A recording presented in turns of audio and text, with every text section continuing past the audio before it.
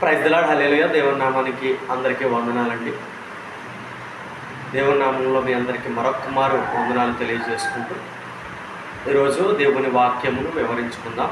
మీ brother Samuel Tej. మత్తయి సువార్త 6వ అధ్యాయము 33వ వచనము మరియు 34వ వచనం. కాబట్టి మీరు ఆయన రాజ్యమును నీతిని మొదట వెతుకుడి, అప్పుడు అవన్నీ మీకు అనుగ్రహింపబడును. రేపటిని గూర్చి చింతింపకుడి, రేపటి దినము దాని సంగతులను గూర్చి చింతించును. ఏనాటి కీడు ఆనాటికి చాలు. దేవునికి స్తోత్రం కలుగును గాక.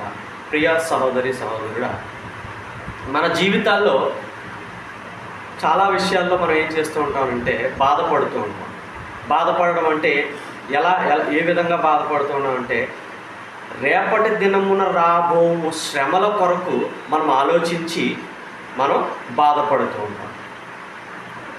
మీ గృహంలో జరిగేటటువంటి కొన్ని కార్యాలు సరైన సమయానికి జరగనప్పుడు మనం వాటి కొరకు చింతిస్తూ ఉంటాం. ఇక్కడ మాట్లాడుతూ ఉన్నాడు, కాబట్టి మీరు ఆయన రాజ్యమును మొదటగా ఏం వెతకాలంటే మనం నీతిని వెతకాలి. దేవునికి స్తోత్రం కలుగుతుంది. దీని అర్థం ఏమిటంటే, దీని తాత్పర్యం ఏమిటంటే అండి, నీతిని మొదటిగా మనం వెతకాలి. నీ చిత్తానుసారంగా నువ్వు దేవుడు చెప్పిన ఆజ్ఞలను కానీ, దేవుడు చెప్పినటువంటి కార్యాలను కానీ, దేవుడి పనిని కానీ నువ్వు మొదటిగా చేసినప్పుడు, ఆయన యందు నీతిగా నువ్వు నిలబడినప్పుడు, నీతిమంతుడిగా నువ్వు నిరూపించుకున్నప్పుడు, నువ్వు యథార్థతను కలిగి ఉన్నప్పుడు దేవుడు ఏం చేస్తాడటండి, ఆయన రాజ్యంలో మనకి స్థానం ఉంటుంది. ఆయన రాజ్యంలో మొదటిగా అక్కడికి వెళ్ళిన తర్వాత కూడా మనం ఏం చేయాలి? మొదటిగా నీవు నీతిని వెతకాలి. మనం అక్కడికి వెళ్ళాలి అంటే ముందు నీతిగా ఉండాలి. తర్వాత మనం అక్కడికి వెళ్ళిన తర్వాత దేవుని రాజ్యమున ఏం వెతకాలంటండి? నీతిని వెతకాలి. దేవునికి స్తోత్రం కలుగును గాక.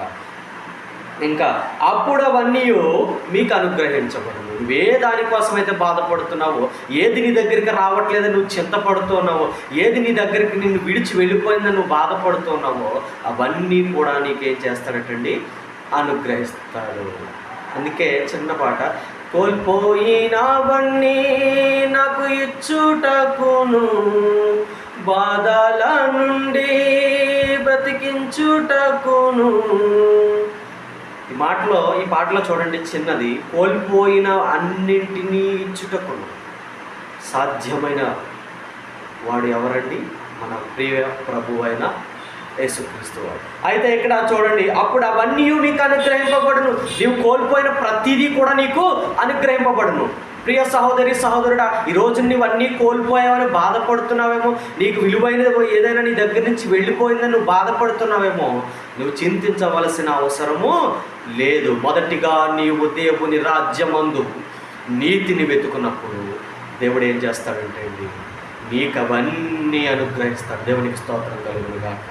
రేపటిని గూర్చి నువ్వు చింతింపకూడదు. నువ్వు రేపు ఏం జరగబోతుందో, రేపు ఏమైపోతుందో, నా భవిష్యత్తు ఎలా ఉందో, నా స్థితి ఎలా ఉందో, నా పరిస్థితి ఏంటి, నేను ఏం చేస్తున్నాను, నా ఉద్యోగ స్థితులు ఏంటి, నేను ఏ విధంగా సంపాదించగలను, ఏ విధంగా తినగలను, ఏ విధంగా నిద్రించగలను అని నువ్వు దేని కొరకు కూడా నువ్వేం చేయకూడదండి? చింతింపకూడదు. దేవునికి స్తోత్రం కలుగును గాక. ప్రియ సహోదరి సహోదరుడా, మాట్లాడుతున్న మాటలు చూడండి. రేపటిని గూర్చి నీవు చింతింపకము. నీవు అస్సలు చింతింపవద్దు. నిజముగా నీవు క్రైస్తవుడు అయ్యండి, నిజముగా నీవు దేవుని నమ్ముకుని ఉంటే, దేవుళ్ళో నువ్వు యథార్థంగా నీతిగా నిలబడి ఉంటే, నీకు ఎంత కష్టం వచ్చినా, ఎంత వేదన వచ్చినా, ఎంత శోధన వచ్చినా సరే కానీ నీవు దేవుని వైపు చూచి ప్రార్థన చేయాలి. కానీ నువ్వేం చేయాలి? ఏం చేయకూడదటండి? చింతింపకూడదు. రేపటిని గూర్చి చింతింపకూడదు, రేపటి దినము దాని సంగతులను గూర్చి చింతించును. మీకు తెలియని విషయం ఏంటంటే అండి, దేవుని విషయమే నువ్వు దేవుని పని చేసినప్పుడు, దేవునికి మొర్ర పెట్టినప్పుడు, దేవునికి ప్రార్థన చేసినప్పుడు, అయ్యో నన్ను అందరూ విడిచిపెట్టారే, అయ్యో నన్ను అన్నీ విడిచి వెళ్ళిపోయాయే, నాకు కన్నీరు ఆగడం లేదు, నాకు బాధ మానడం లేదు, నా గుండెల్లో రాయి ఇంకా బలంగా తయారవుతూ ఉంది, నా హృదయము కఠినముగా మారిపోతూ ఉంది అని నువ్వు బాధపడుతూ ఉంటే, ప్రియ సహోదరి సహోదరుడా, దేవుడు మీతో మాట్లాడుతున్నాడు. రేపటి దినమున దాని సంగతులను గూర్చి చింతించును. దేవునికి స్తోత్రం కలుగుగా. నీవు రేపేం జరుగుతుందని నువ్వు బాధపడాల్సిన అవసరం లేదు. ఆ రేపటి దినమే ఆ సంగతుల గురించి చింతిస్తుంది. దేవుడు ఈయన పట్ల కార్యము చేస్తున్నాడు. రేపటి దినము ఆ సంగతి లేదా ఆ సంభవించబోవు ఆ ఏదైనా కార్యము నేను ఎలా చెయ్యాలని ఆ రేపటి దినమును ఏం చేస్తుందటండి, ముందుగానే చింతిస్తుందట. దేవునికి స్తోత్రం కలుగునుగాక. ప్రియ సహోదరి సహోదరుడా, మనకి ఏనాటి కీడు ఆనాటికి చాలును.